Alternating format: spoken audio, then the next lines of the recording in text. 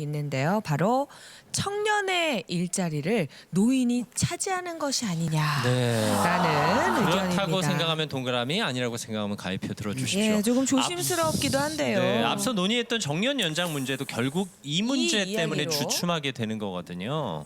이런 얘기를 하니까 싸움이 나는 거예요. 우리가 흔히 이제 세대 갈등 이야기 많이 하죠. 특별히 이제 세대 갈등이 단순히 아니 난 이런 생각이야. 또 저쪽 젊은 세대는 저런 생각이야. 이래서의 세대 갈등이 아니라 요새는 요 일자리를 두고 젊은 층과 또 나이 든 층이 아주 첨예하게 대립하는 경우가 굉장히 많거든요. 근데 과연 지금 일자리의 형태와 실제 근무하고 있는 분들을 연령별로 나누어서 진짜 이분들이 다툼의 여지가 있을 만큼 그렇게 공유하거나 공통의 교집합의 일자리가 그렇게 많으냐? 그렇지 않아요. 실제 청년들의 일자리 또 청년들이 가야 된다고 생각하는 그 일자리에는 고용주들이 노인들을 쓰지 않아요.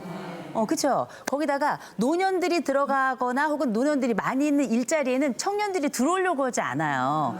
일 자체도 맞지 않고 일의 특성도 맞지 않고 또 월급도 맞지 않아요. 그렇다 보니까 사실은 지금 일자리가 워낙에 첨예하고 또 워낙에 우리가 생활이 너무 어렵다 보니 또 폐업률도 높다 뭐 이런 얘기 나오다 보니 여러 얘기들이 많이 나옵니다만 실제 상황을 열어서 딱 펼쳐보면 젊은 층들과 나이 든 층들 우리가 이게 나이 든 층이라니까 기분이 안 좋네.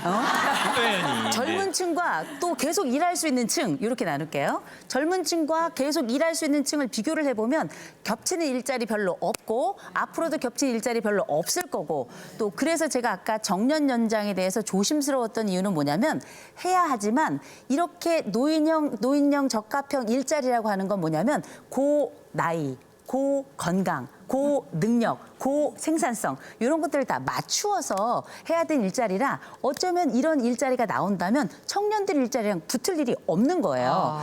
그러니 청년 여러분 걱정 마세요. 네. 아니 뭔가 세세하게 따지면 분명히 겹치는 일자리도 있겠죠. 하지만 비율상으로 보면 전체 큰 그림에서는 굳이 겹치는 게 아니다. 그렇죠. 마음 넓게 생각해보자 이런 취지입니다. 예, 근데 저는 송문희 박사님이 웬만해서 이거 고민 안 하시거든요. 이 판넬 꽂을 때 오늘 좀 고민을 하시는 모습을 봤어요. 그렇다고 답을 해주셨어요. 굉장히 사실 고민되는 지점이고요. 세모가 있다면은 세모 쪽으로 하고 싶은 마음도 그럼 약간 있습니다. 돌려서 세우시죠, 뭐 이렇게 중간으로.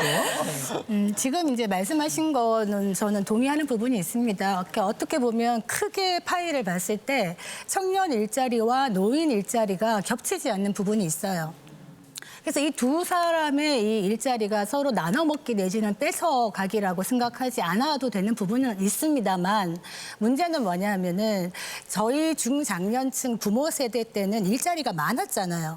많았고 뭐 사실 밤에 술 마셔도 기업에 취업하는데 별 문제가 없었어요. 그 당시에는. 그 당시는 요즘 아이들은 정말 학점 관리, 스펙 관리 너무 열심히 해도 취업이 힘들어요. 그럼 이걸 누가 만들었느냐? 이런 저성장기를 누가 만들었느냐? 세계적으로 힘듭니다, 경제가. 그리고 앞으로 더 힘들어질 것이고요. 그리고 또 4차 산업혁명 이런 거기 때문에 기본적으로 일자리가 많이 사라져요. 지금에 있는 일자리가 많이 사라진다는 겁니다. 그러면 이거 누가 할 거냐? 오늘도 시험 보러 갔습니다만 대학에 한 해에 50만 명이 졸업을 합니다. 대학 졸업을.